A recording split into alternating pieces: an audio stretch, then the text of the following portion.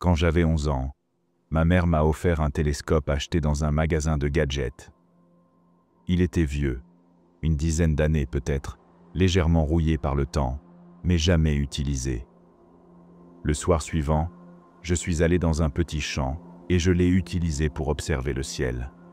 L'instant où la lumière réfléchie des planètes a brillé dans mes yeux a été celui où j'ai su ce que je voulais faire de ma vie. Notre sœur jumelle, Vénus, si semblable et pourtant bien plus différente que nous ne l'aurions jamais imaginé. Jupiter, le gigantesque gardien des planètes intérieures, remodelant le système autour de lui. Saturne, avec ses magnifiques et luxueux anneaux qui enveloppent son ciel. Mercure, un petit rocher rapide, plus proche de la lumière que quiconque sur Terre ne pourrait le supporter.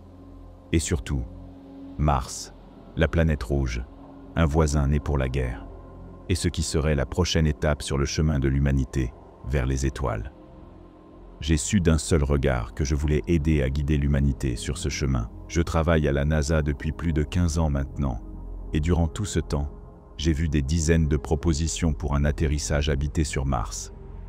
Des centaines de personnes passaient des semaines à discuter du processus d'ingénierie nécessaire pour concevoir un engin capable de transporter l'humanité entre les deux planètes. Des millions de dollars ont été injectés dans des projets qui n'ont jamais vu le jour. Et pendant longtemps, le problème principal, c'était que nous ne pouvions tout simplement pas faire atterrir quelqu'un sur la planète et ensuite l'aider à revenir en toute sécurité. En partie, c'est pour cette raison que nous avons lancé les Mars Exploration Rovers. Si vous ne le savez pas, je vais résumer rapidement. Le MER, Mars Exploration Rover, était une mission qui consistait à envoyer 2 rovers explorer la surface de Mars, baptisés Spirit et Opportunity. Ils succédaient au précédent rover Sojourner. Les données recueillies grâce au MER sont inestimables, et en d'autres circonstances, je serais ravi de vous en parler longuement. Il n'était censé durer que 90 jours. Mais les gars de l'ingénierie ont vraiment fait un travail incroyable. Ils ont duré bien plus longtemps que prévu, après leur arrivée début 2004. Pour la majeure partie de la mission, il n'y avait rien de vraiment spécial.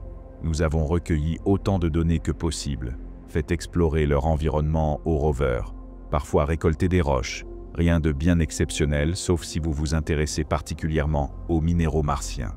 Officiellement, la mission de Spirit s'est achevée après qu'il se soit enlisé dans une cuvette sablonneuse en 2009, perdant toute énergie l'année suivante, la mission étant déclarée terminée une année après. C'est partiellement vrai. Spirit a bel et bien perdu toute puissance après s'être retrouvé coincé. C'est en partie notre faute. Il était tombé dans une légère dépression du sol, et le risque de s'enfoncer davantage était énorme. Nous avons supposé que c'était une fosse de sable, et avons agi comme nous l'avions toujours fait. Mais hélas, ce n'était pas le cas. Lorsque nous lui avons ordonné de s'extraire, Spirit a perdu son adhérence, tombant dans un trou profond. La force de son signal a été lourdement affaiblie par la chute, et les sables martiens étaient destinés à ensevelir le rover vivant. J'ai passé la plupart du temps avec Spirit après sa chute. C'est étrange, oui, mais je ressentais, et je ressens toujours, un attachement au rover. Le voir piégé dans les dunes de Mars, c'était comme voir ma fille trébucher et tomber dans un puits. Pourtant, il est resté opérationnel pendant près de 2 mois. Même si les données qu'il envoyait devenaient rapidement les mêmes images et graphiques ennuyeux, altérés par le temps. La majorité de notre équipe a alors déplacé son attention vers Opportunity, mais moi, je suis resté avec Spirit. Plus elle approchait de la fin de sa durée de vie, plus il fallait attendre longtemps entre chaque réponse. La dernière fois que nous avons entendu parler d'elle officiellement, c'était fin mars. Nous avons tenté de communiquer pendant des mois, en grande partie à ma demande. Spirit était comme mon enfant. Je ne voulais pas l'abandonner si facilement. Ma persistance a fini par payer. Fin décembre, Spirit a répondu à une demande de données. D'après ce que j'ai pu en déduire, elle avait d'une façon ou d'une autre encore chuté plus profondément, découvrant une caverne. Par miracle, elle était restée droite, nous permettant de la manœuvrer à travers la grotte. Lorsqu'on a demandé une image, elle a obéi, et 6 minutes plus tard, le délai entre l'envoi des ordres et la réception des données dues à la distance. Elle est arrivée, Et ce que nous avons vu était déconcertant, pour le moins. C'était un mur parfaitement vertical, avec d'étranges symboles inconnus gravés à sa surface. De nombreuses explications sont possibles, donc personne dans l'équipe n'a sauté directement à la conclusion extraterrestre. Nous avons ordonné à Spirit de s'approcher et de prendre une autre photo. Elle n'est jamais arrivée. Spirit a cessé de répondre une fois de plus, probablement à cause de ses batteries mourantes. Je pensais que c'était la fin. L'image fut classifiée pour éviter que le public ne panique, du moins jusqu'à ce qu'on puisse déterminer une explication au sigil gravé dans la paroi. Peu après, la mission de Spirit fut déclarée terminée. Et puis, sans prévenir, elle a envoyé une image. C'était déconcertant. C'était la seule chose qu'elle avait envoyée, malgré les centaines de requêtes pour d'autres formes de données ou des mises à jour d'état après la dernière photo. Ma supposition, c'est que Spirit avait en fait bel et bien reçu notre ordre précédent de prendre une photographie, mais qu'elle n'avait, pour une raison quelconque, pas pu la renvoyer avant ce moment-là. En raison des circonstances, très peu de gens furent mis au courant de cet incident. Seulement moi et quelques autres qui ont examiné la photo. Elle était complètement noire. On ne distinguait rien, même en scrutant attentivement. Du moins, jusqu'à ce que quelqu'un suggère d'en augmenter la luminosité.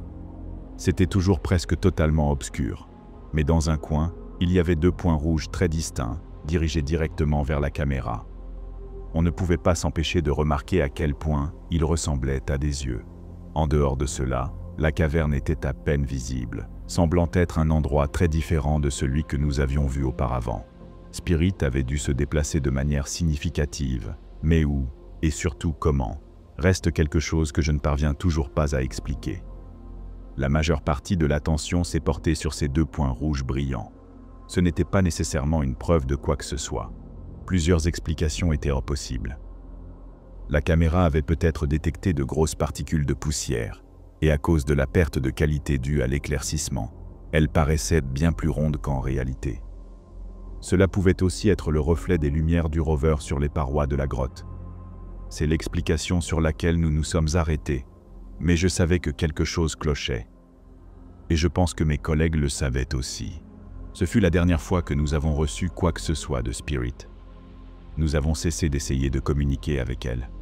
Nous avions des choses plus importantes à gérer, à commencer par le rover restant, Opportunity et Curiosity, dont le lancement était prévu en novembre. J'ai toujours considéré Opportunity et Spirit comme des jumeaux, frères et sœurs partageant le même objectif de faire avancer l'humanité vers le futur, à l'image de leur grand frère Sojourner. J'étais encore étudiant quand Sojourner était actif, mais je pourrais essayer de retrouver des informations à son sujet plus tard. J'ai entendu dire qu'il avait fait quelques découvertes intéressantes, mais je digresse. Opportunity est un peu la vedette du programme MER. Il a survécu plus de 15 ans sur l'impitoyable paysage martien, affrontant la poussière, la roche et le temps avec le soutien passionné de 7 milliards d'humains derrière lui. Opie, comme on avait fini par l'appeler, était, pendant quelques mois, le seul rover actif jusqu'à l'arrivée de Curiosity en 2012. Bien qu'il ne se soit pas autant focalisé sur la recherche de vie que son cadet, il nous a tout de même fourni des données inestimables. Je n'ai jamais été aussi fier d'un petit robot que je ne l'ai été de ce petit gars. Sans sa sœur, Opie devait fonctionner seul, même si ce n'était que pour une courte période. Mais je ne voulais pas qu'il se sente seul sans Spirit. Je lui ai dédié sa mémoire. La mission d'Opie s'est officiellement arrêtée il y a 2 ans. Une violente tempête de poussière l'a plongé en hibernation, un sommeil dont il ne s'est jamais réveillé. En février dernier, nous avons cessé d'essayer de le réveiller et avons fait nos adieux à Opportunity. C'est l'histoire officielle, et contrairement à celle de Spirit, elle est bien plus éloignée de la vérité. Et il y a une foutue bonne raison à ce que ce soit resté secret. Bien qu'il était censé être en hibernation pendant la tempête, Opie envoyait parfois des données concernant d'étranges roches apparemment volcaniques. C'était évidemment déconcertant, et pas seulement parce que le rover fonctionnait alors qu'il était supposé être à l'arrêt. L'endroit où il se trouvait ne comportait aucune formation volcanique connue. La seule explication possible, c'est qu'il s'était réactivé pendant la tempête, et qu'un groupe de roches volcaniques avait été miraculeusement transporté par le vent suffisamment près de lui pour qu'il puisse les atteindre. Inutile de dire que la probabilité d'un tel événement est proche de zéro. Sachant la panique médiatique que provoqueraient de telles implications, tout cela fut classifié très rapidement. Opportunity serait, officiellement, déclaré inopérant et resterait ainsi jusqu'à nouvel ordre. Officieusement, les recherches se poursuivaient. L'équipe qui avait travaillé avec Spirit après sa chute dans la caverne fut reconstituée pour enquêter sur ce mystère, moi y compris. Hopi acceptait encore d'exécuter les ordres qu'on lui donnait, et à ce titre, une image lui fut demandée. En réponse, il envoya une photo presque banale du paysage martien. Rien ne semblait anormal, sauf les roches. Gisant sur le sol, près de ses roues, se trouvaient 6 prismes hexagonaux parfaitement taillés, faits d'un matériau ressemblant à de l'obsidienne. En abaissant la caméra et en prenant une autre photo, des marques furent découvertes sur les objets. De manière inquiétante, elles étaient toutes tournées vers la caméra, parfaitement alignées. Les marques sur les objets étaient étranges, pour dire le moins. Elles ressemblaient à des hiéroglyphes, d'une certaine manière, mais restaient résolument différentes. Ce qui était particulièrement troublant, c'est qu'elles ressemblaient au sigil que Spirit avait découvert des années auparavant. En les scannant, nous avons reçu exactement les mêmes données qu'Hopi nous avait envoyées pendant la tempête. En général, dans un contexte scientifique, nous essayons de rester rationnels. La raison pour laquelle nous ne crions pas « ce sont des extraterrestres » à chaque mystère spatial, c'est qu'en science, notre objectif est de trouver une explication naturelle à tout phénomène observé. Et dans chaque situation, il y en a une. Notre but, c'est de la découvrir. Il n'y avait rien d'explicable ni de naturel dans tout cela. Pourtant, en supposant que nous avions réellement découvert une vie extraterrestre, elle aurait dû laisser des traces lorsqu'elle a interagi avec les objets. Cela aurait été détecté par Hopi pendant ses analyses. Si c'était Opportunity qui avait placé les objets, cela n'avait pas plus de sens. Les roches n'étaient pas là avant la tempête, et ses roues étaient bien trop lentes pour qu'il ait pu les trouver puis revenir à sa position initiale. En plus de cela, pourquoi aurait-il agi ainsi? Il avait forcément reçu des instructions de quelque chose que nous étions apparemment incapables de détecter, quelque chose qui était venu pendant la tempête. Après un bref débat, nous avons ordonné à Hopi de ramasser chaque prisme et de le photographier individuellement, dans l'espoir de comprendre ce qu'ils étaient censés représenter. Plusieurs théories ont émergé dans la salle de contrôle, accaparant rapidement l'attention. En supposant qu'il s'agisse réellement d'une forme de vie extraterrestre, c'était trop délibéré pour être un accident. Quelles que soient les créatures à l'origine de cela, elles étaient au moins modérément intelligentes. Peut-être essayaient-elles de nous saluer, mais si c'est le cas, pourquoi de cette manière? Si elles savent que nous observons, alors pourquoi ne se montrent-elles pas directement? Les débats faisaient rage tandis qu'Opportunity continuait d'envoyer des photographies. Prenant une pause dans la conversation, j'ai brièvement regardé l'écran et je me suis immédiatement figé. La photo la plus récente montrait le deuxième prisme. Rien de particulièrement inhabituel à première vue. Mais très loin en arrière-plan, se tenait quelque chose. Il était presque impossible à discerner à travers la poussière. Je n'arrivais pas à distinguer clairement quoi que ce soit de son apparence. J'ai supposé que c'était peut-être l'un des autres prismes, et que l'angle de la photo le faisait paraître plus éloigné. La troisième image a balayé cette hypothèse. La silhouette était visiblement plus proche cette fois, même si elle restait difficile à identifier. D'après le point de vue de la prise, il était évident que ce que j'observais avait une forme humanoïde. Il était plutôt petit, à peu près la taille d'un adolescent. J'ai pris un moment pour réfléchir, puis j'ai attendu la quatrième image. Quand elle est arrivée, j'ai failli reculer d'un pas. À ce stade, c'était clair. Peu importe ce que c'était une sorte de créature, et elle s'approchait d'Hopi. Elle était bien plus visible, à en juger par le silence soudain qui avait envahi la salle. Elle était voûtée, se tenant sur des pieds anguleux et griffus. Une lueur rougeâtre brillait, dirigée droit vers la caméra. La même nuance de rouge que celle capturée par Spirit dans sa dernière photographie. Des dents rouge sang s'alignaient dans le rictus fou de la bête, entourant un long museau. Elle arborait plusieurs grandes excroissances émergeant de l'arrière de son crâne, semblables à des tentacules formant une sorte de chevelure. Suspendues au-dessus de sa tête, deux très longues queues dépassaient, semblant plus longues que sa propre taille, couvertes d'épines acérées comme du fil barbelé. Je n'avais pas peur de son apparence. J'étais terrifié par le fait que cette chose marchait sur la surface de Mars, sans la moindre difficulté. J'étais terrifié par la malveillance dans ses yeux. Je ne peux pas décrire ce que cela m'a fait ressentir. Il transperçait de mon âme, faisant battre mon cœur à tout rompre, comme s'il voulait s'échapper de sa cage. Ce n'était pas l'impression qu'elle regardait le rover, ni même la caméra. J'avais l'impression qu'elle nous regardait, nous. C'était impossible. Elle ne pouvait pas savoir. Même si elle était consciente que le rover pouvait la voir, elle ne pouvait pas comprendre quel était le but d'Hopi, et elle ne pouvait certainement pas prédire quand les images allaient être prises. La transmission des données prend 6 minutes en tout, depuis l'envoi de l'ordre jusqu'à la réception. Et là, mon cœur s'est arrêté. Les images avaient 3 minutes de retard. Nous regardions le passé. La créature était déjà sur le rover. Avant même que je puisse réagir à cette réalisation, l'écran a basculé sur ce qui aurait dû être la 5e photo du prisme. À la place, la caméra était inclinée, dirigée vers la créature, dont les griffes étaient enserrées autour du corps d'Hopi. Son regard était chargé d'animosité. Le rouge écarlate qui cerclait ses yeux et ses dents avait pris une teinte nouvelle, celle des roches rouges de Mars.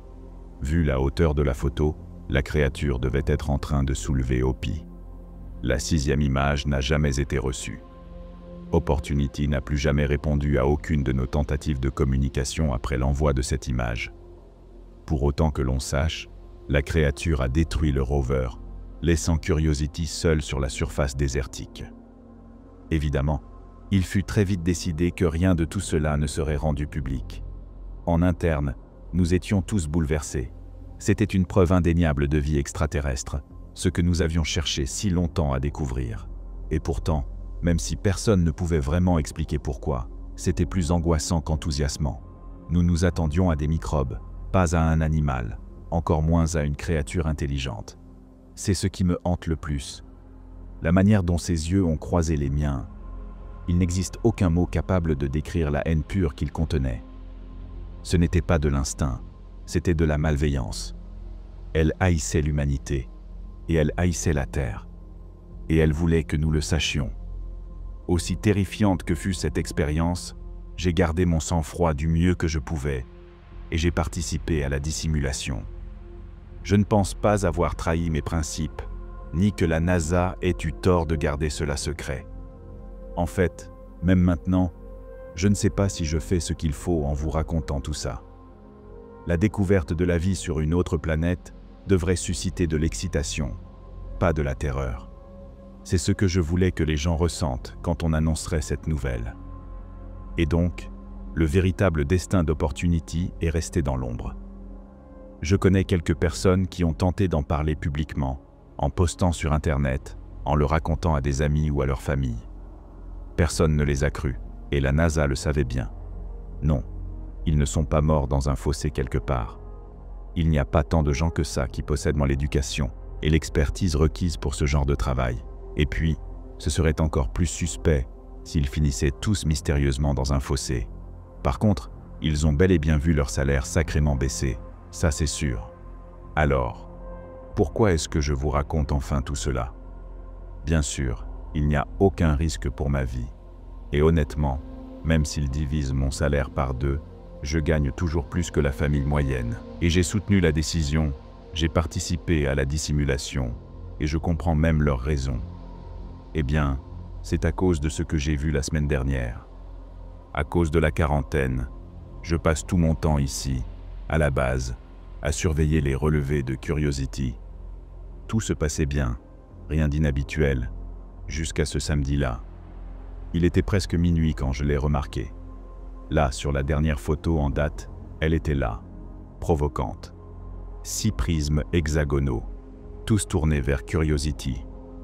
La créature que j'avais vue, que nous avions tous vue et que nous avions choisi de nier. Elle était assise au sommet d'un gros rocher, fixant la caméra avec la tête légèrement penchée. Ses yeux et son museau exprimait une moquerie glaçante.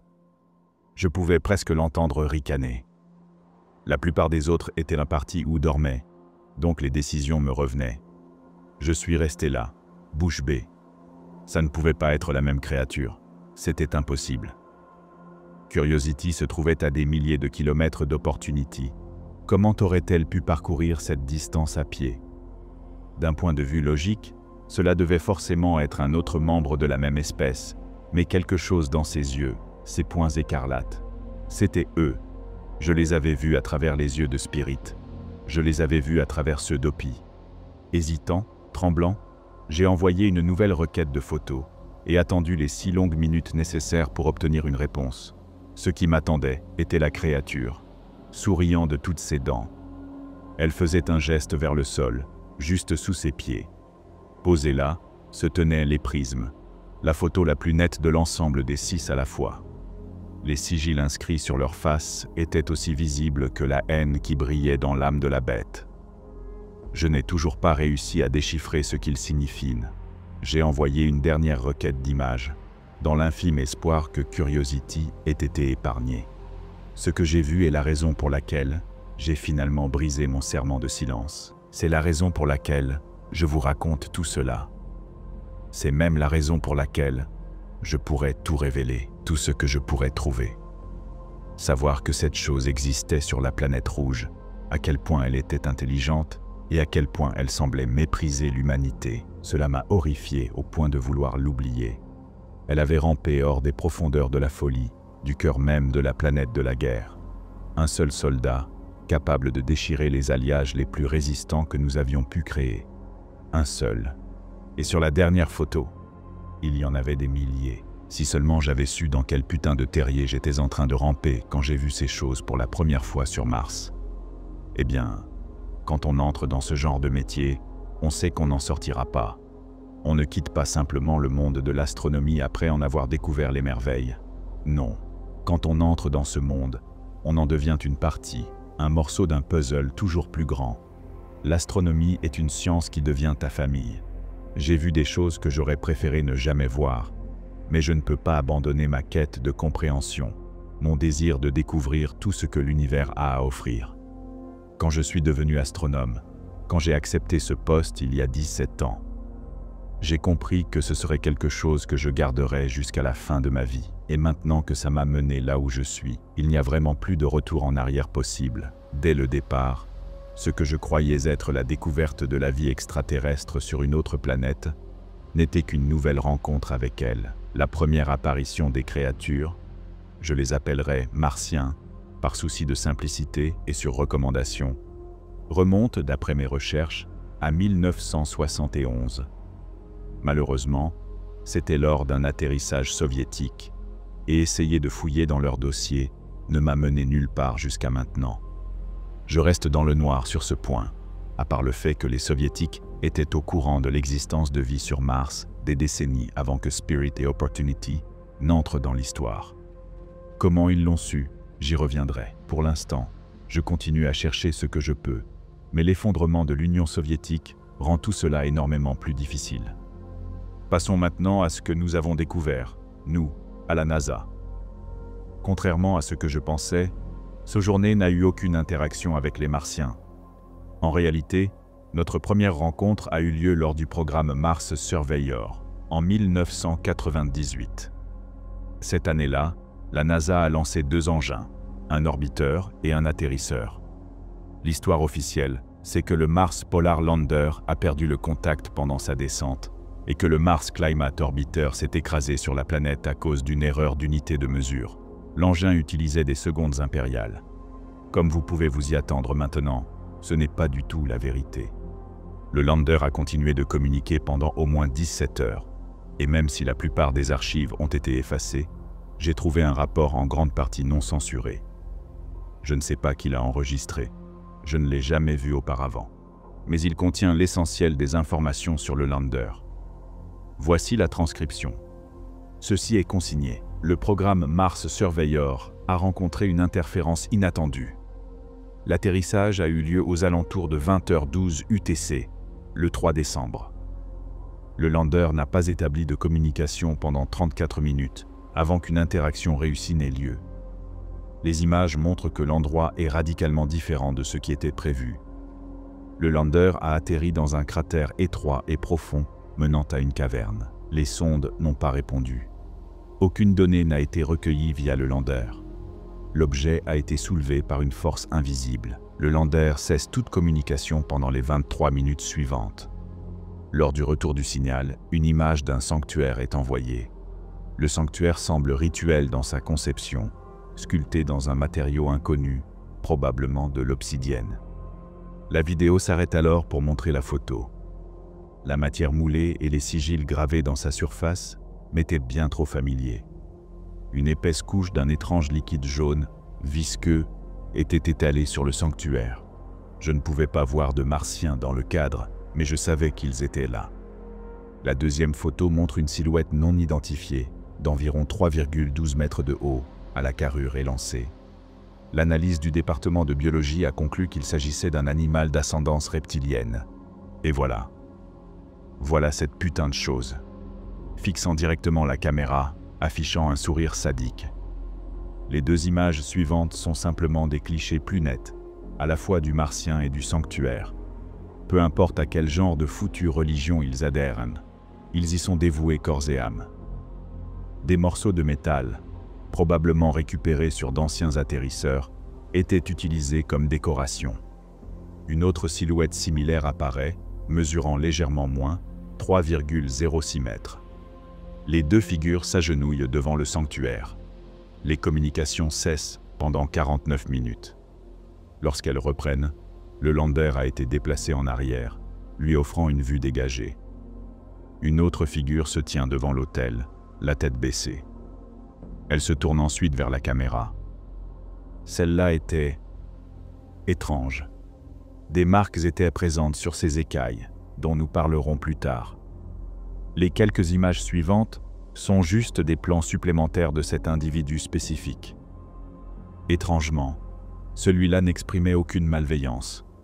Juste un regard grave, fixé sur l'objectif. C'est le premier martien à ne pas me lancer un regard de mort. 4 autres figures entrent dans le cadre. La figure centrale, que nous appellerons désormais le tribut, monte sur l'autel et s'allonge sur le dos. Les 4 autres prennent chacun un de ses membres et le maintiennent en place, avant de l'attacher au sanctuaire. Le tribut montre des signes d'hésitation. Cette image semble montrer qu'il communique avec les autres.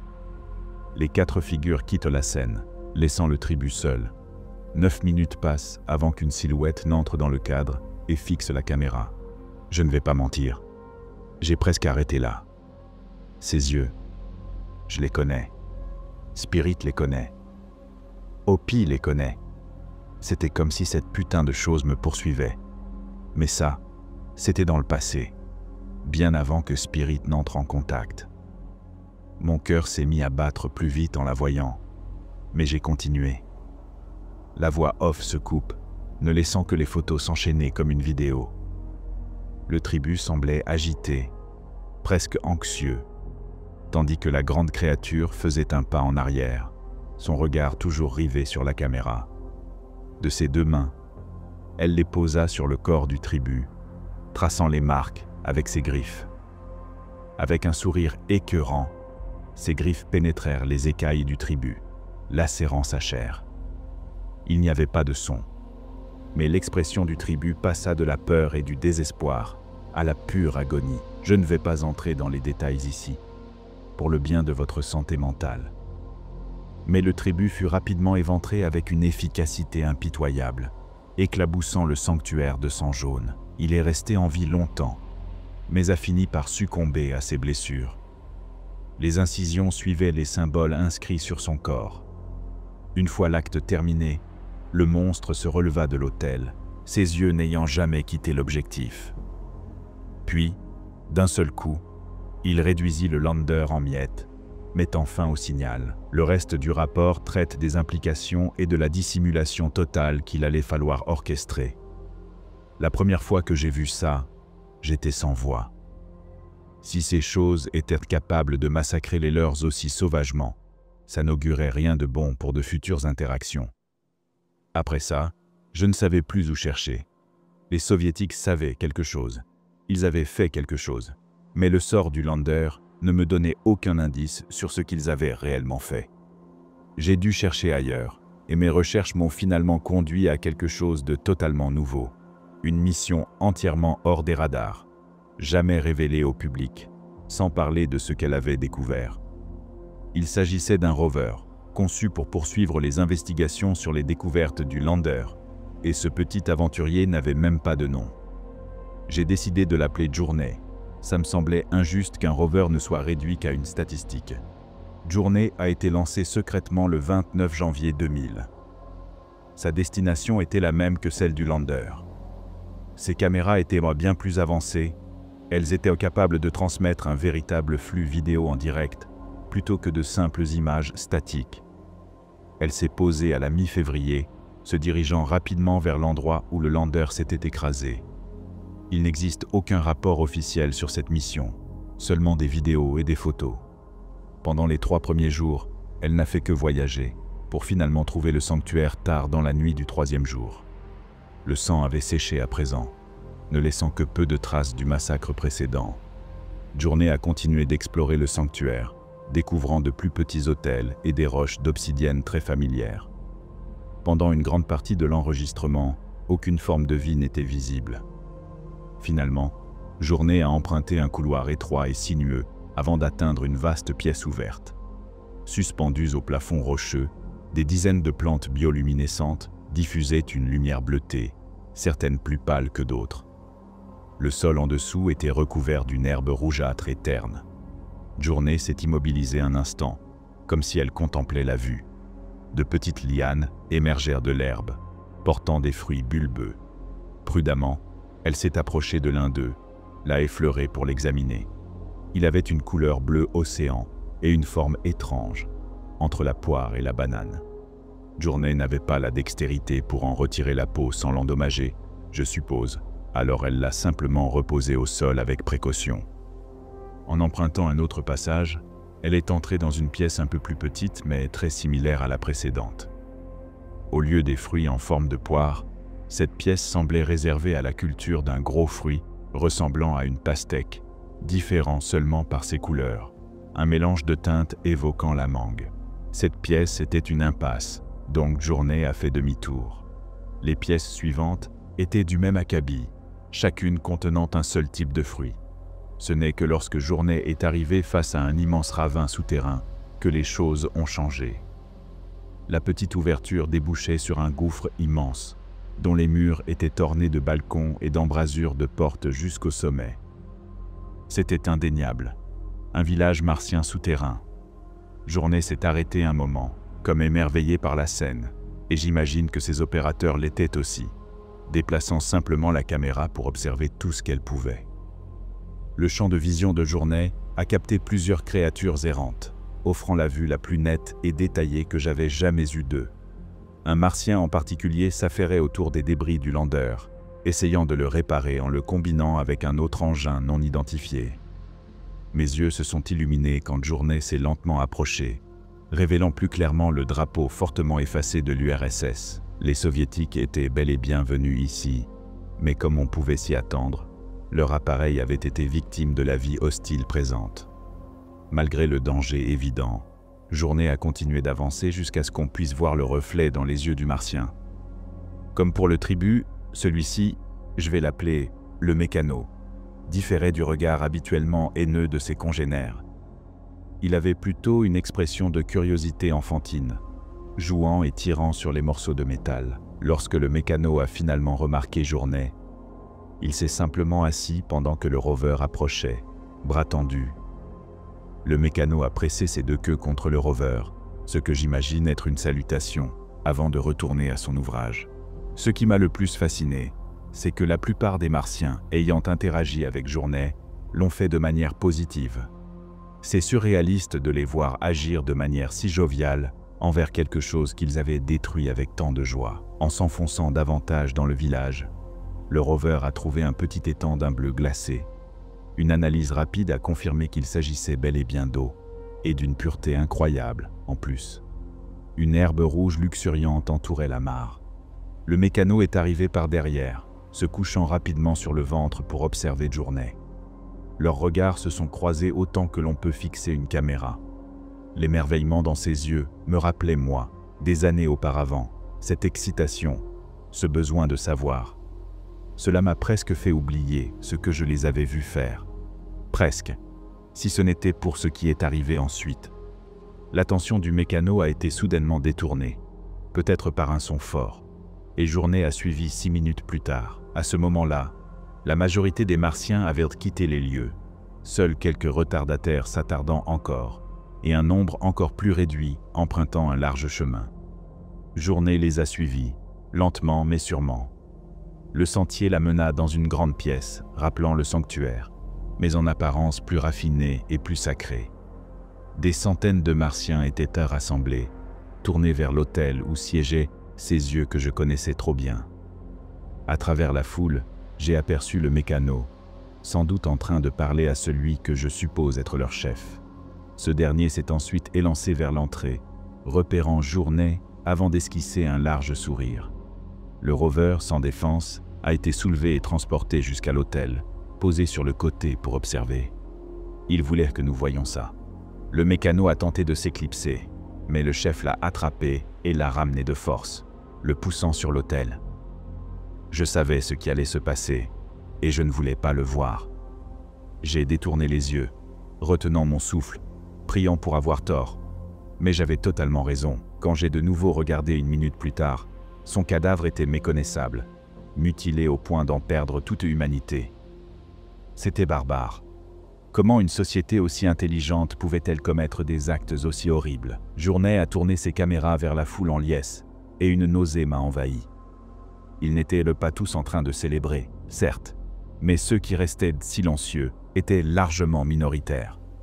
La majorité des Martiens savouraient le spectacle. Et d'une manière ou d'une autre, le mécano était encore en vie, ses yeux fixant ceux de Journey avec un regard suppliant. Le rover restait immobile, et la rage a commencé à bouillonner en moi.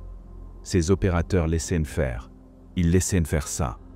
Avec un dernier coup des griffes du chef, trempé de sang jaune, la vie du mécano s'éteignit. J'espérais que ce soit la fin. Ce ne l'était pas. Alors que le chef jetait sans ménagement le corps de côté, 3 silhouettes s'approchèrent de l'autel, portant chacune un corps. Arrivés au bout du couloir, ils les déposèrent, et mon horreur se décupla. Ce n'étaient pas des corps, c'étaient des gens, des êtres humains bien vivants, des hommes sur Mars, et ils étaient terrorisés. Les 2 hommes furent enchaînés à l'autel tandis que la femme blonde fut traînée jusqu'à Journey, hors du champ de la caméra. J'ai hurlé au rover de bouger, d'aider, de faire quelque chose au lieu de rester là à observer. Mais ces opérateurs ne lui donnèrent aucun ordre. Journey était aussi impuissante que ces hommes. La foule semblait devenir folle, au-delà de l'euphorie, galvanisée par la perspective d'un sacrifice rituel. L'homme à droite, aux cheveux bruns, regardait le chef droit dans les yeux, affrontant sa mort avec bravoure. La qualité de la caméra était suffisante pour que je voie même qu'il crachait au visage de son bourreau, avec une insolence moqueuse. À en juger uniquement par son apparence, il était russe. Les soviétiques étaient allés sur Mars. Ils avaient même réussi à y poser le pied. Je comprends maintenant pourquoi ils n'ont jamais rien dit. La provocation du russe ne dura pas longtemps. Le chef lui planta ses griffes dans l'abdomen, produisant ce qui devait être un craquement atroce. J'ai détourné le regard, crispé, mais j'ai continué. L'homme ne cria pas, autant que je puisse en juger. Il semblait rire face à la mort. J'aurais tellement voulu qu'il y ait du son, pour savoir ce qu'il disait. Même lorsque le chef arracha violemment sa cage thoracique, l'homme resta stoïque jusqu'à son dernier souffle, un cadavre sur la dalle. L'homme à côté semblait bien plus jeune, et bien moins préparé. La terreur était visible sur son visage quand le chef s'approcha pour lui infliger le même sort. Ses yeux croisèrent ceux de Journey, dont les lentilles reflétaient l'indifférence de ses opérateurs. Le deuxième homme n'eut pas le temps de supplier. Le chef lui ouvrit la poitrine, la faisant éclater comme un xénomorphe sortant de son hôte. L'homme se débattait, donnait des coups de pied, hurlait, pleurait. Cela ne changeait rien. Le chef s'en fichait, tout comme les opérateurs. Journée restait là, contrainte d'assister à la scène, tout comme la femme. Le supplice de l'homme ne dura heureusement pas longtemps. Il mourut rapidement. Le chef recula, se voûtant, la tête tournée vers le ciel. Il déploya ses mâchoires dans ce qui devait être un rugissement profane, empli d'une fierté sadique. La foule était comblée, c'est le moins qu'on puisse dire. Le chef se dirigea alors vers la femme, la traînant hors de l'ombre, les larmes aux yeux, et la força à fixer la caméra.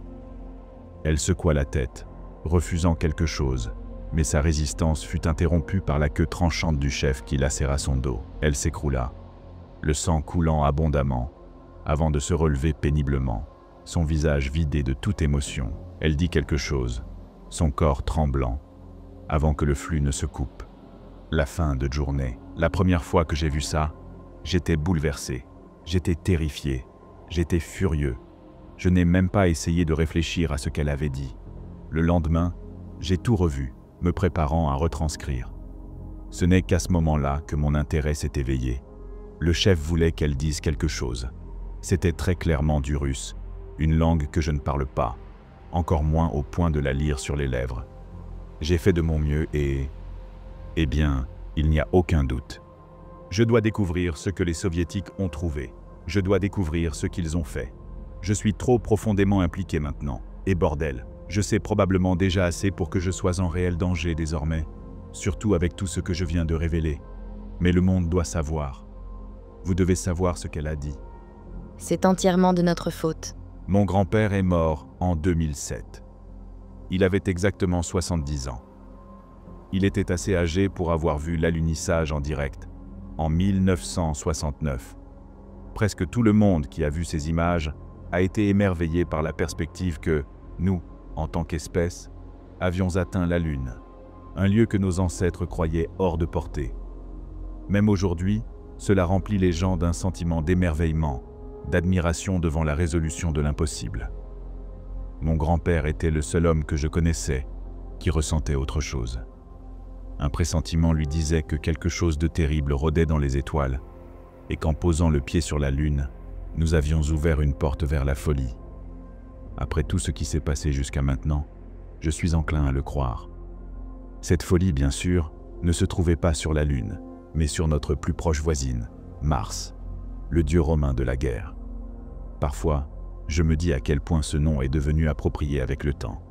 J'ai creusé aussi profondément que possible à la recherche de réponses. Tout ce que je voulais, c'était l'occasion d'en savoir un peu plus. Et j'ai trouvé ce que je cherchais. Seigneur, comme je le regrette. Mais avant d'entrer dans les détails, laissez-moi vous remettre à jour et répondre à certaines questions et commentaires que j'ai reçus. Il y a un mois, l'un de nos rovers, Curiosity, a rencontré une forme de vie extraterrestre sur Mars. C'est le troisième à le faire, à ma connaissance, après Spirit et Opportunity. Et j'ai été présent pour chacun de ces moments. Tout récemment, j'ai découvert que les Soviétiques non seulement avaient posé des engins sur Mars, mais avaient aussi réussi là où la NASA avait échoué, envoyer des hommes sur Mars. Maintenant, laissez-moi répondre à certains commentaires. J'ai vu quelques personnes suggérer que nous devrions vitrifier ou bombarder la planète, et je n'ai pas besoin d'expliquer pourquoi cela ne fonctionnerait pas.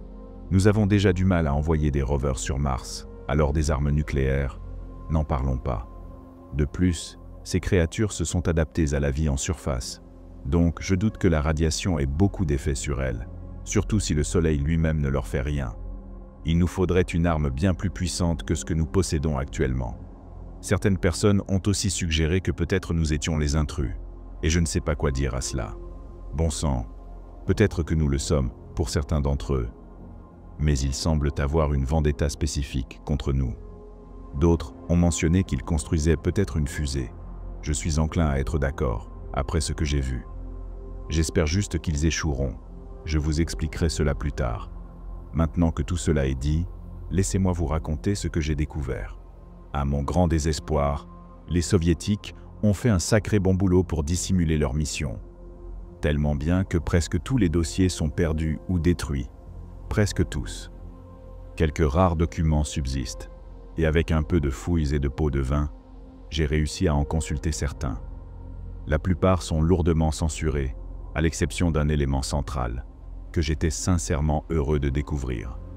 L'enregistrement en direct de l'atterrissage soviétique sur Mars, de 1989, audio inclus.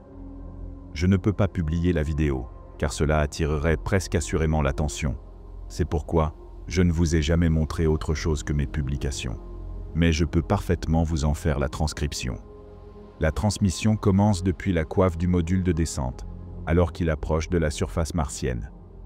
Pendant quelques minutes, rien de notable ne se produit, jusqu'à ce que la porte se déverrouille et s'ouvre lentement. Un homme en sort et coupe le flux, le remplaçant par l'audio et la vidéo de son casque, en s'exclamant en russe. Je ne sais pas exactement ce qu'il a dit.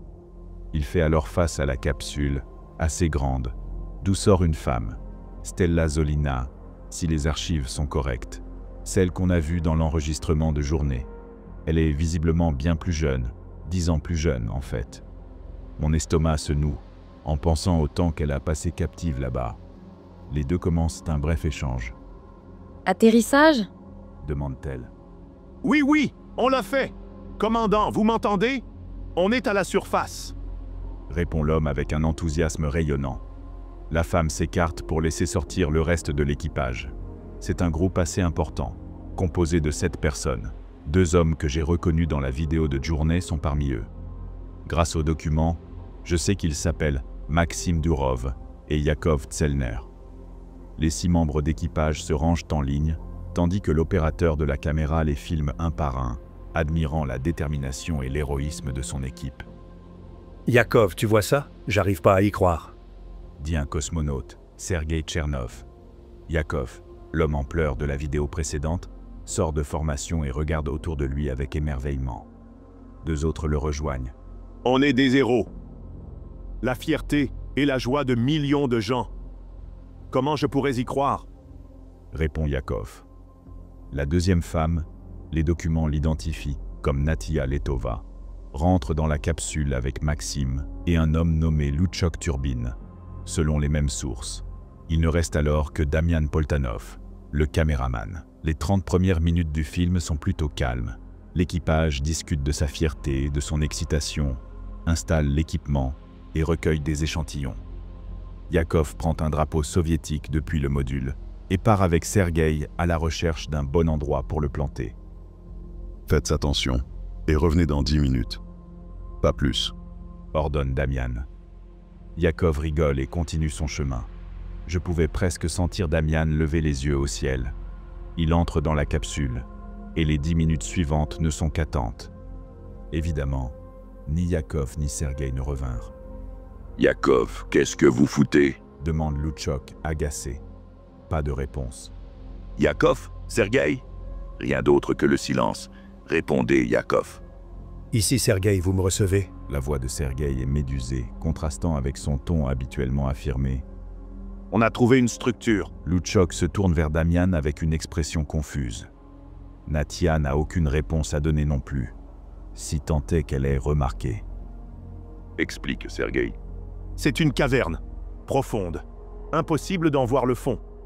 Yakov n'a pas écouté et y est descendu. Communication perdue. J'ai essayé de suivre, mais c'est trop sombre. Il y a une pointe de panique dans sa voix. Je savais exactement de quelle caverne il parlait. Je savais ce qu'il avait trouvé, le sanctuaire. Putain d'imbécile de Yakov. Comment a-t-il même pu réussir les tests? Sergueï, reste où tu es. Maxime, Stella, apportez-lui une lampe. Allez chercher ce crétin. Damian, Natia, vous restez avec moi. J'étais bien d'accord avec la colère de Luchok. Même s'il ne pouvait pas savoir ce qui l'attendait, Yakov n'était clairement pas le plus futé. Maxime et Stella rassemblent quelques équipements avant de partir. Damian passe la caméra à Stella et tous deux se mettent en route. Le trajet jusqu'à Sergueï me sembla douloureusement familier. Le sol vierge étant marqué par des pas qui, plus tard, seraient rejoints par les traces lentes d'un rover. Quand Sergueï apparaît enfin dans le champ de vision, il fait un signe de la main à Maxime. La caverne est visible derrière lui, confirmant mes craintes. C'était bel et bien celle que Lander et Journée avaient explorée. Hey, On a la lampe. Tu as des nouvelles de Yakov? demande Maxime en posant la lampe et en regardant dans le trou béant de la surface. Rien, mec.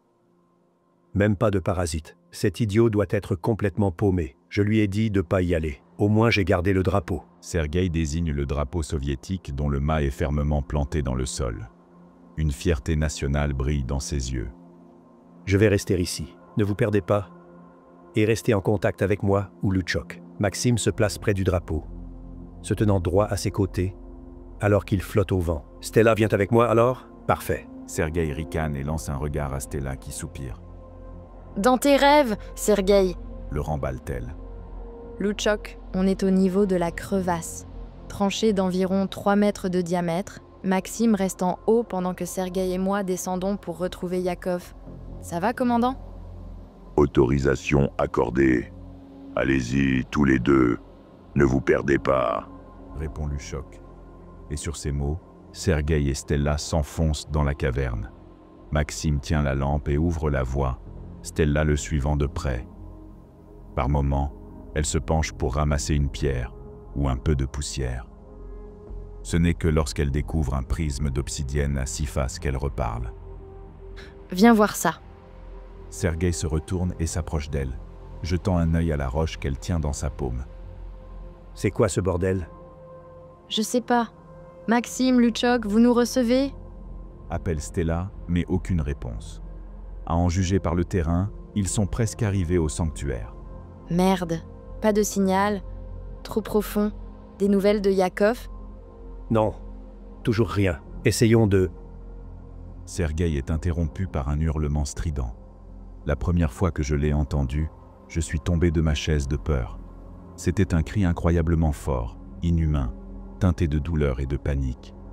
Sergueï et Stella foncent à travers les couloirs vers l'origine du bruit, quand enfin, la voix de Yakov perce dans l'audio.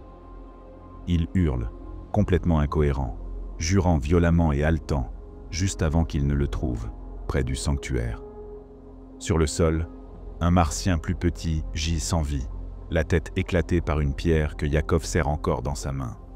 C'est quoi ce putain de bordel? Sergueï n'a même pas le temps de poser des questions. 3 autres martiens passent la tête dans la pièce, la rage dans les yeux face à la mort de l'un des leurs. Les minutes suivantes ne sont qu'un flou. Stella prend la fuite dans la direction d'où elle est venue, tandis que Sergueï reste pour défendre Yakov. Mais comme les vidéos du futur l'ont montré, leur combat n'allait rien changer. Des halètements frénétiques saturent l'audio, couvrant les cris et les bruits de lutte dans le sanctuaire. Par miracle, Stella se rapproche assez pour rétablir la communication avec Maxime, qui capte ses respirations paniquées. Qu'est-ce qui se passe là-dessous? On vous a perdu il y a 6 minutes. Qu'est-ce que... Rentre à la putain de capsule, Maxime. Ordonne Stella. Calme-toi, Stella. Je peux pas. Y a quelque chose là-dessous. Maintenant bouge ton cul, Maxime. Quelque chose, tu veux dire? Oui, Maxime. Maintenant dépêche-toi. Ils sont juste derrière moi. Stella se retourne et aperçoit 2 martiens courant à 4 pattes à travers la caverne, la poursuivant avec une soif de sang démente. Une lumière au bout du tunnel laisse apparaître la surface, où Stella s'effondre presque dans les bras de Maxime. Leurs retrouvailles sont de courte durée. Les créatures la rattrapent et commencent à la tirer à nouveau vers la caverne. Elle hurle, se débat de toutes ses forces. Mais les monstres ont le dessus. Ils lacèrent sa combinaison spatiale, tentant d'atteindre sa peau. Je dois reconnaître une chose aux soviétiques. Leur combinaison était solide. Et ça se voyait. Ces créatures capables de déchirer du métal comme du papier n'arrivaient pas à entamer le tissu. Maxime a dû comprendre que tout était perdu lorsque d'autres créatures émergèrent de la caverne. Il a commencé à courir vers la capsule, tandis que les Martiens renonçaient à éventrer Stella sur place, préférant la traîner dans les ténèbres malgré ses cris et ses supplications. Le flux vidéo se coupe à cet instant précis. Je croyais que c'était fini, mais quand j'ai voulu arrêter la vidéo, j'ai remarqué sa durée. Elle durait plusieurs jours, et en y regardant de plus près, la plupart n'étaient qu'un écran noir sans rien, jusqu'à la fin du 5e jour, où le signal réapparut enfin.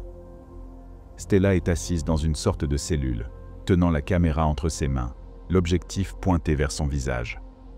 Elle porte encore les restes en lambeaux et couverts de saleté de sa combinaison spatiale, tout en sanglotant doucement. Après quelques secondes, elle parle. Ici, Stella Zolina, âgée de 27 ans, membre du programme d'expansion martienne de l'URSS. Je ne sais pas si le commandement reçoit ceci, probablement pas. Le transmetteur devrait encore être opérationnel à la capsule, si tant est qu'elle soit encore intacte. Je ne sais pas si elle l'est. Je signale un décès confirmé, Natia Letova, qu'elle repose en paix, en l'honneur de sa patrie. Ces choses, elles l'ont tuée. Elles l'ont emmenée sur une sorte de table, l'y ont attachée et lui ont arraché les entrailles. Elles nous ont forcés à regarder pendant que leur putain de foule applaudissait. Yakov est gravement blessé. Il nous laisse le soigner. Je ne sais pas pourquoi. Je ne sais pas pourquoi ils nous gardent en vie. Il y a de l'air ici. C'est impossible, ça ne devrait pas être le cas, mais il y a bel et bien de l'air respirable. J'ai aperçu quelques plantes et des cultures en arrivant ici. Je les entends parler parfois, à ce que je suppose être la nuit. Difficile de savoir ici. Et c'est difficile à décrire. Leurs voix sont un peu éraillées, oscillant entre le calme et la violence. J'en entends là maintenant. Attendez. Stella fait une pause, approchant la caméra du mur. On perçoit faiblement des sons de discussion extraterrestres. Leur voix était dérangeante, en quelque sorte. Je ne saurais trop l'expliquer, mais cela m'a mis très mal à l'aise. La meilleure description possible serait un mélange entre un croassement reptilien et une langue asiatique. Ah, désolée, je suis distraite maintenant. Je veux juste rentrer chez moi, vous savez ? Jamais je n'aurais cru être acceptée dans ce programme, et quand je suis montée dans le vaisseau, je pensais que ce serait quelque chose d'extraordinaire, et on y est arrivé, c'est vrai. On a atterri sur Mars. Je crois que les habitants n'en sont pas ravis. Je ne sais pas si c'est parce que Yakov en a tué un. Il dit que c'est lui qui l'a attaqué en premier. Une autre chose que j'ai remarquée, c'est que chaque jour, ils descendent l'un des leurs dans cette première salle qu'on avait trouvée et après quelques minutes, ils reviennent sans lui, couverts de sang. Sergueï pense que c'est un genre de rituel sacrificiel. Le dernier qu'ils ont emmené se débattait et hurlait. Je ne sais pas pourquoi il tua les leurs au lieu de nous, mais... Stella est interrompue par un bruit hors champ, ce qui la pousse à diriger la caméra vers la source du son, révélant Damian, toujours en combinaison spatiale mais réveillé. À ses côtés se trouve Luchok, occupé à soigner Yakov. T'as enfin réussi à faire fonctionner ce truc. Il faut envoyer des gars ici et leur faire la peau. Buter chaque foutu de ces saloperies de lézards. Ces enfoirés méritent ce qui leur arrive après ce qu'ils ont fait à... Damian est interrompu lorsque Luchok l'interpelle. Fais pas l'idiot, Damian. Tu crois vraiment que quelqu'un va nous aider? Luchok ricane, secouant la tête. Ça m'a rappelé la date de cet enregistrement. 1989. Il y a 31 ans. Il avait raison. Personne ne viendrait les sauver. Bon sang, on les connaissait depuis 1999. Et même nous, on n'a rien fait pour les aider. On a juste tout couvert et continué notre route. Damian râle et s'avance vers Stella, prenant place à côté d'elle. Il lui propose de tenir la caméra sans un mot, et elle accepte en silence, la lui tendant. Ils ont emmené Sergueï et Maxime pour quelque chose. Je ne sais pas quoi. Ils n'ont toujours pas trouvé le vaisseau, autant qu'on sache. Quand Sergueï a expliqué, on a décidé d'abandonner le vaisseau, les menant sur une fausse piste. Dieu sait ce qu'il ferait s'il le trouvait. Ils le cherchent. Je pense qu'ils savent qu'il peut les conduire jusqu'à la Terre. Putain, s'ils le trouvent. L'expression sombre de Damien, son regard désespéré planté dans la caméra, disait tout. Soudain, une lueur de compréhension traverse ses yeux, rapidement remplacée par de la tristesse. Je me suis souvenu qu'on n'avait jamais retrouvé cette capsule. Du mouvement se fait entendre à l'extérieur de la cellule, et Damien tourne la caméra pour regarder avec nous. Un groupe de Martiens s'approche, poussant Sergueï et Maxime devant eux. Damien retient son souffle, la caméra tremble violemment dans ses mains. Luchok, combien de temps les transmetteurs du vaisseau restent actifs après l'atterrissage? Demande Damien d'une voix empreinte d'une résolution suicidaire, dont je savais déjà qu'il ne se détournerait pas. 1 1 à 2 semaines tout au plus. Pourquoi? Répond Luchok, sans se douter de l'idée de Damian. Stella halète, comprenant aussitôt ce qu'il projette. Je vais ramener cette caméra au vaisseau et envoyer les données au commandement. Ensuite, je vais activer la séquence de lancement. Explique Damian. Stella supplie doucement qu'il n'en fasse rien, alors que les Martiens se rapprochent. La séquence de lancement ne fonctionnera pas sans les réservoirs de refroidissement. Elle s'autodétruira. Je sais. Tu veux qu'on te fasse gagner du temps? Demande Luchok. On l'entend se lever, et Stella soupire, consciente qu'aucun mot ne détournera Damian de son plan. Faites tout ce que vous pouvez. Sergueï et Maxime sont assez malins pour comprendre. Moi, je peux y retourner facilement. Je vais envoyer ça pour que le commandement sache quel genre de merde se cache ici. 1. Stella et Luchok acquiescent en silence. Lorsque les Martiens ouvrent la porte de la cellule, les trois foncent sur eux, les prenant par surprise. Damian s'échappe avec la caméra tandis que les autres retiennent les créatures comme ils peuvent. Après une courte lutte, les cris de douleur de Luchok résonnent dans les couloirs sombres et humides, avant de devenir un gargouillement sinistre. Je ne peux qu'imaginer son corps déchiqueté en lambeaux sans fin. Heureusement, Damian ne tourne pas la caméra. Il continue sa fuite dans les tunnels, traverse la grande salle que Journée découvrirait 10 ans plus tard, puis court à travers les salles de culture. Je savais qu'il y arriverait, mais les bruits oppressants de ces choses rampant derrière lui. Je ne comprends toujours pas comment il a trouvé le courage de continuer. Il passe devant un sanctuaire familier, orné du cadavre mutilé d'un Martien, preuve d'un sacrifice récent, et poursuit à travers les formations naturelles de la caverne jusqu'à ce que les rayons lointains du soleil percent à travers une fissure à la surface. Le drapeau de l'URSS est encore solidement planté dans le sol, attaché à son mât. Damian l'arrache du sol et jette enfin un regard derrière lui avec la caméra. Il balance le mât de toutes ses forces alors qu'un Martien émerge à la surface, le repoussant en arrière dans un groupe d'autres créatures. Profitant de leur désorganisation, il enfonce le mât à travers les 5 corps, transperçant leur chair écailleuse et projetant leur sang dans les airs dans un cri audible. Victorieux, Damian poursuit sa course vers la capsule, le temps gagné lui permettant une brève avance. Au loin, la silhouette du vaisseau se dessine, Damian serrant toujours la caméra contre lui. J'entends à nouveau le bruit de griffes raclant la roche derrière lui. Ils sont de retour sur ses traces. Il ouvre en hâte le joint d'étanchéité, tire la trappe et grimpe à l'intérieur. Mais avant qu'il ne puisse la refermer, l'un des Martiens se glisse dans l'ouverture, se retrouvant coincé avec lui dans la cabine. À l'extérieur, les bruits cessent. Il est évident qu'ils ne veulent pas risquer de détruire le vaisseau. Damian frappe la créature à l'intérieur de l'habitacle, la plaquant au sol. Il prend un instant pour montrer, à travers le hublot, la vue extérieure depuis l'intérieur de la capsule, avant de parler une dernière fois. Si ce truc est encore actif, restez putain de loin d'ici, pigé. La transmission se termine là, présumément au moment où Damian connecte la caméra pour envoyer tout ce qu'elle avait enregistré. Le reste des documents soviétiques indique que la capsule a cessé toute transmission 8 minutes plus tard, indiquant sa destruction lors de la tentative de décollage. Les Soviétiques furent stupéfaits et horrifiés. Tous leurs rapports restants reflètent le chaos total qui a suivi. Bon sang, cela a peut-être même contribué à l'effondrement de l'Union soviétique, pour autant que j'en sache. Certains pensaient apparemment qu'il valait mieux détruire les nations pour cacher la vérité. Quoi qu'il en soit, la Russie d'aujourd'hui n'est même pas au courant. Tous ceux affectés à ce programme à l'époque ont soit disparu en isolement, soit changé d'identité, soit mis fin à leur jour. Après avoir vu ça, après avoir tout digéré, je ne sais plus quoi faire. Les Martiens sont non seulement conscients de notre existence, mais il est presque certain qu'ils tentaient de reconstruire ce vaisseau. Dieu seul sait ce qu'il ferait s'il parvenait à atteindre la Terre. Même si nous avons un avantage technologique, qui peut dire combien de vies seraient en perdues? À part cela, je n'ai plus rien pu trouver du côté des Soviétiques. J'ai essayé d'explorer les archives d'autres agences spatiales, mais je n'ai absolument rien trouvé, jusqu'à ce que je me tourne à nouveau vers nous, vers la NASA. J'ai mentionné plus tôt qu'il serait impossible de vitrifier ou de bombarder la planète. Je maintiens cette affirmation.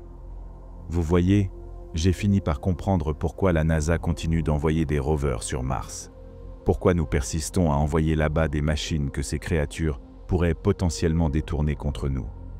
Nous ne pouvons pas lancer une ogive et espérer que cela les tue. C'est une trajectoire bien trop précise. Ce que nous pouvons faire, en revanche, c'est envoyer quelque chose qu'ils ne remettront pas en question. Quelque chose qu'ils amèneront eux-mêmes, sans le savoir, au cœur de leur peuple. Un cheval de Troie. Vous vous souvenez de ce qui m'a poussé à tout vous révéler? Le rover Curiosity. Elle est toujours active. Les Martiens l'ont emmenée à nouveau dans leur caverne, et elle continue d'émettre. Ils l'ont conduite jusqu'à la caverne, celle que tous avaient retrouvée auparavant, celle qui avait englouti chacun d'eux. Ils veulent nous montrer un nouveau sacrifice. Ils veulent offrir à Curiosity son premier et unique bain de sang avant de la détruire. Les Martiens se préparent. Leur rituel devrait avoir lieu la semaine prochaine. Et Curiosity est prête. Prête à accomplir ce pourquoi elle a toujours été destinée. C'est donc comme ça que ça se termine. On s'attendrait à quelque chose de grandiose après une telle découverte. On disait que la seconde révolution de la science astronomique surviendrait au moment où nous rencontrerions une vie venue des étoiles. Nous l'avons rencontrée, si près de chez nous, et voilà comment cela s'achève. Pas par une salutation, pas par des excuses, mais par un massacre. Je me débat encore avec moi-même en me demandant s'il y avait autre chose que nous aurions pu faire.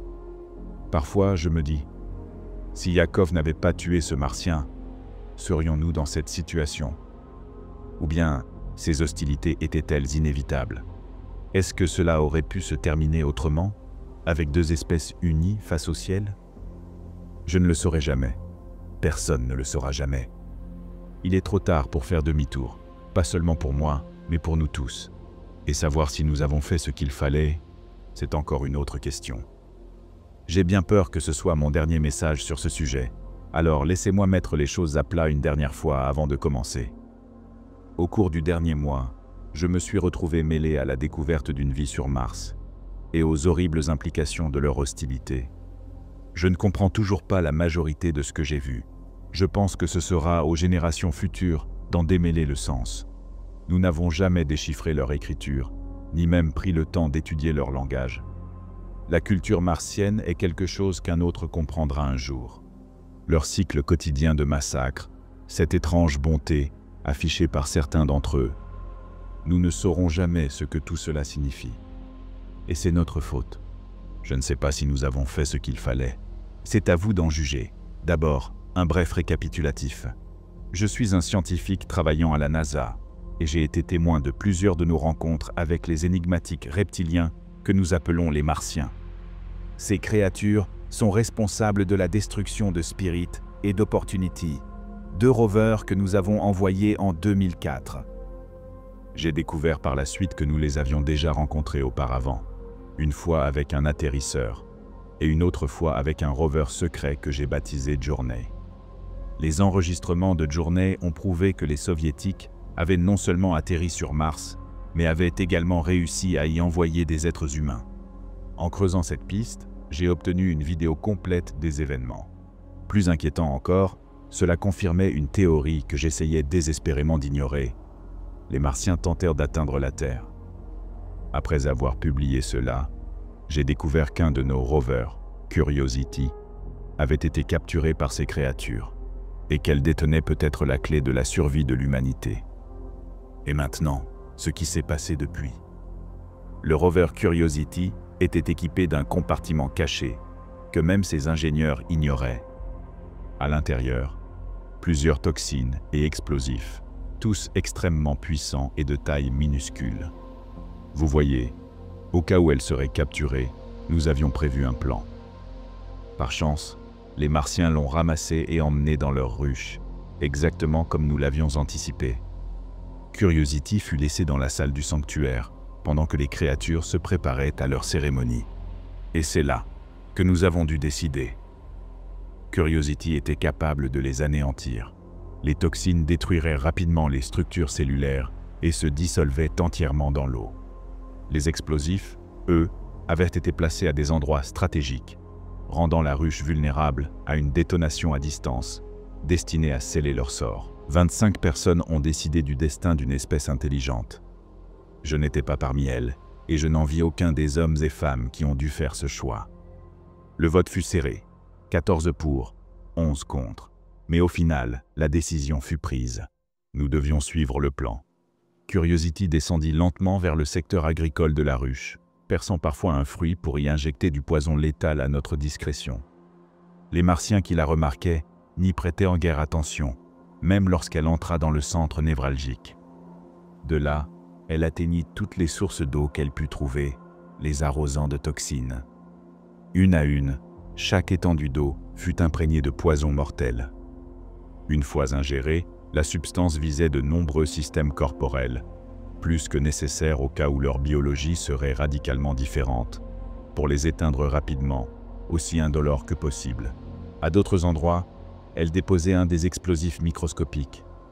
L'un des Martiens remarqua l'empoisonnement, menaçant presque de détruire le rover. Heureusement, il marcha vers le bassin, prit l'eau dans ses mains, 4 doigts écailleux terminés par des griffes acérées. Puis, formant une coupe, il porta le liquide à sa bouche et l'avala. Ce qui se produisit ensuite fut inattendu. Il s'écroula, se tenant la tête, frissonnant, convulsant, avant que sa mâchoire ne se décroche dans un hurlement silencieux, atroce et déformé de souffrance absolue.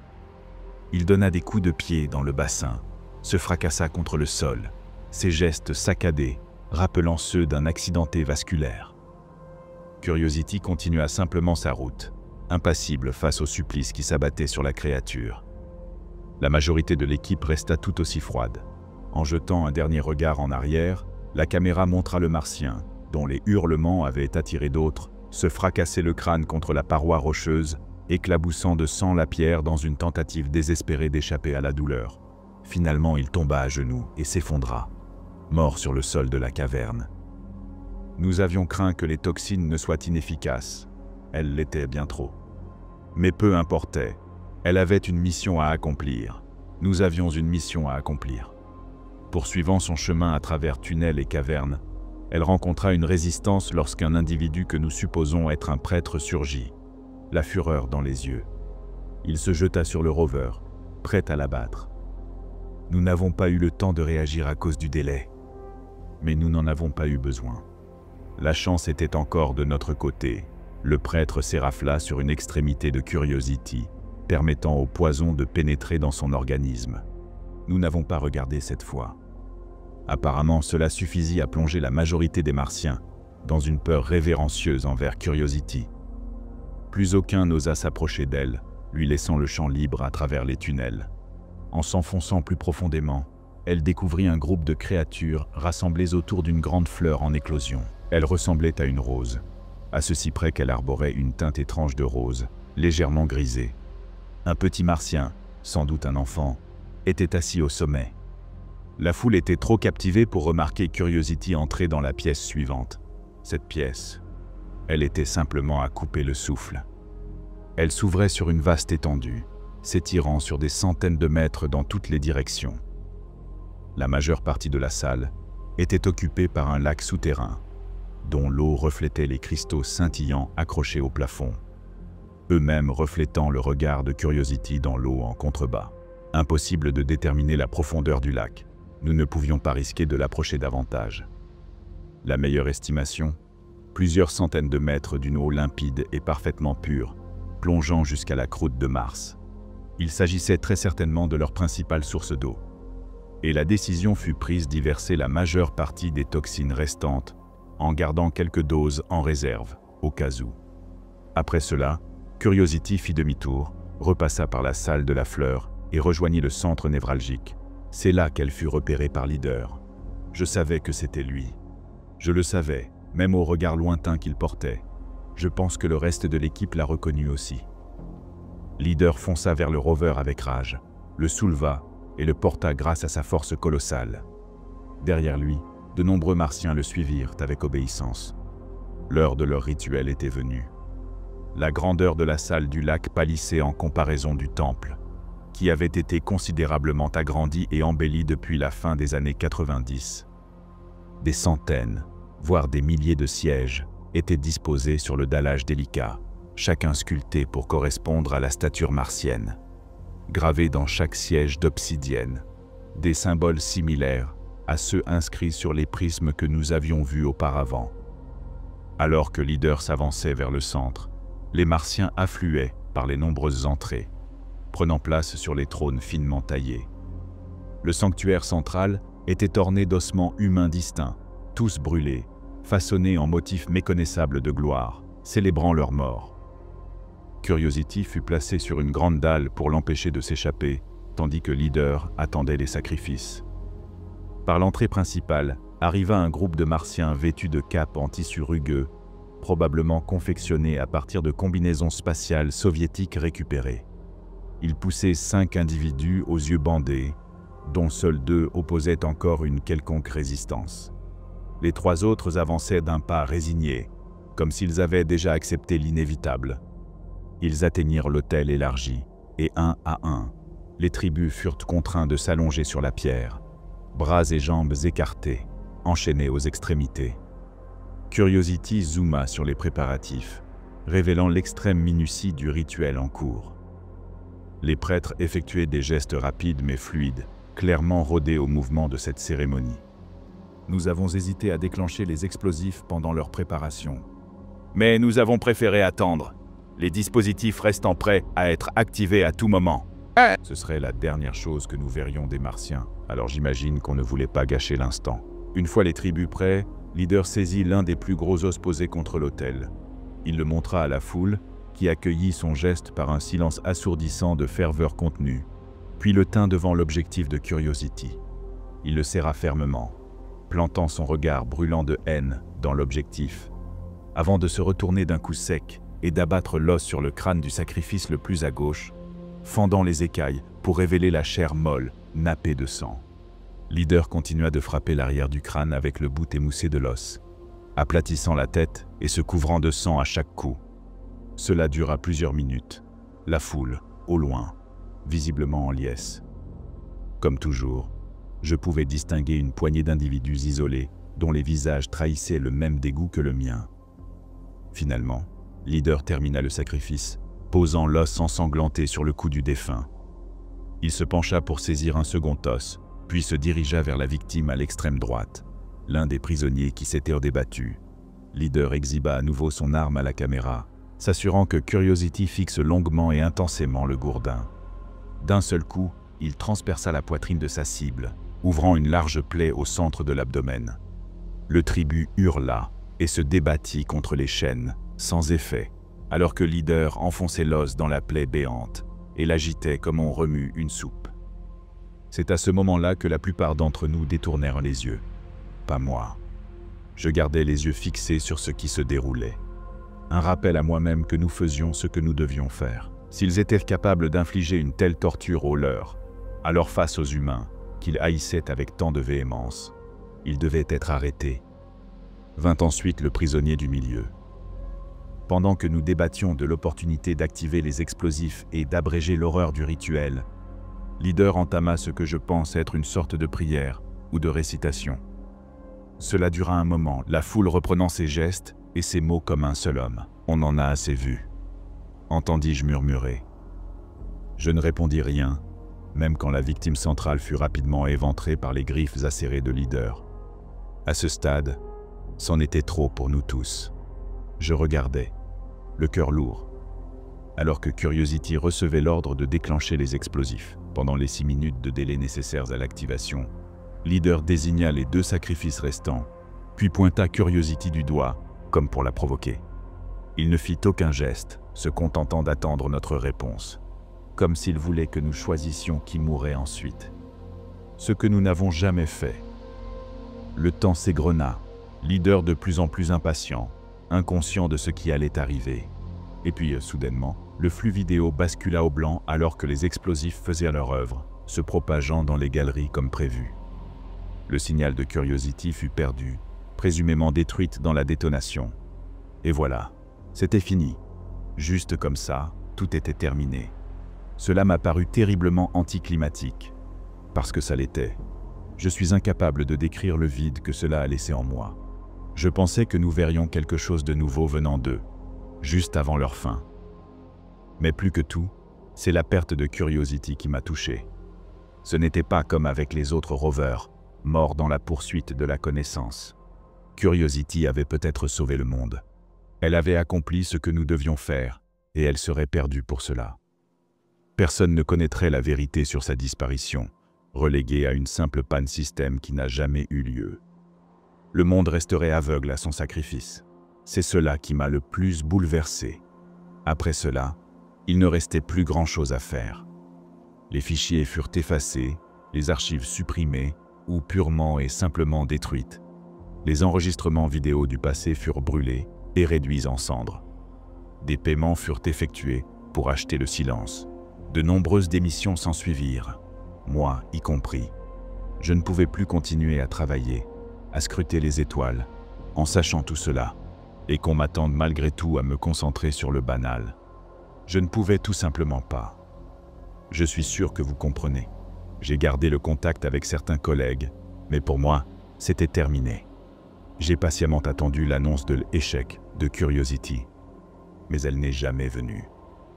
La nuit dernière, j'ai reçu un appel d'un ami proche, encore en poste à la NASA. C'était à propos de Curiosity. Juste au moment où ils étaient prêts à publier une fausse explication, elle a répondu à une demande d'État. Par un miracle impossible, Curiosity avait survécu, presque entièrement intacte. Elle se trouvait dans une caverne sombre et inconnue, et comme il n'y avait rien d'autre à faire, on lui ordonna d'avancer le long de ce chemin froid et sans vie, jusqu'à ce qu'elle aperçoive une lumière. C'était une sortie de la grotte, menant à la surface. Les rayons du soleil illuminant sa peau métallique. J'ai été submergé de soulagement en apprenant qu'elle avait survécu. Nous ne savons pas comment cela a pu arriver, ni comment elle a fini là où elle est, mais personne ne se souciait de ces détails. Curiosity était en vie et pouvait continuer d'explorer en sécurité, sans plus rien à craindre. Pour célébrer cela, elle a pris quelques photos du paysage environnant, le rouge désertique de Mars que j'ai appris à craindre et à aimer à la fois. Des dunes, des collines disséminées çà et là, de légères irrégularités dans la croûte. Après tout ce qui s'était passé, c'était magnifique. L'une des photos qu'elle a prises montrait la caverne derrière elle. Un plan large qui semblait tout droit sorti d'un film soigneusement cadré, contrastant avec la lumière éclatante de la surface, l'abîme sombre de la grotte.